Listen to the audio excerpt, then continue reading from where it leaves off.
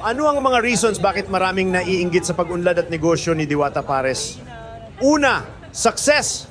Dahil sa tagumpay ng negosyo ni Diwata Pares, maaaring mainis ang iba na hindi nila nakamit ang parehong antas ng tagumpay. Kaya, kung pagiging matagumpay ni Diwata para ay maaaring nga magdulot ng pagkakaroon ng insecurity sa iba na hindi nila nagagawa ang kanyang narating.